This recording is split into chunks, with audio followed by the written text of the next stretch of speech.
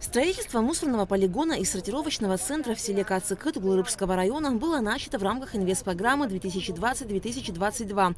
На эти цели правительство выделило 36 гектаров земли. На первоначальном этапе построили котлован площадью 2,4 гектара. Чтобы исключить попадание загрязненных сточных вод в близлежащие водоемы, в основание котлована уложили подстилающий слой из песка, а затем еще один защитный слой. Новый полигон будет соответствовать современным требованиям. Здесь не будет специфического запаха и риска возгорания мусора. Помимо строительства мусорного полигона, проектом предусмотрен и мусоросортировочный комплекс. Оборудование своевременно доставить не удалось, и именно по этой причине полигон не был запущен в заявленные сроки. Поставщики вот этой линии, которую они сегодня ставят, сортировочная линия, вовремя не была поставлена, то есть поставщика не получилось его довести в то время, когда должен был он его завести. Они его завезли после Нового года, на сегодняшний день ведутся работы, и так как говорят специалисты, в конце где-то апреля будет объект запущен. И вот ждут, вот это как линия заработает, у них котлован готовый. Общая работа начнется в конце апреля.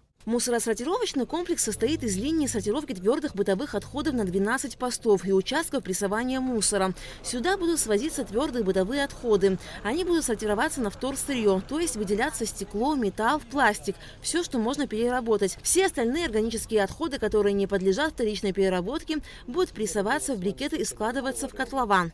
Вдоль линии, вот здесь, у нас еще будет стоять прокалыватель с ПЭТ-бутылок с транспортером. Он будет подавать в пресс пластик, картон для того, чтобы упаковывать в куб и уже отсюда отсортированное вывозить. Строители уже приступили к сбору оборудования для мусоросортировочного комплекса. Как только работы будут выполнены, Гулырыбский мусорный полигон запустят. Сюда будут свозить мусор из Гулырыбша и Сухума. Мусорный котлован рассчитан на 5 лет. После того, как он заполнится, подготовят новый. Всего на полигоне запланировано 4 котлована.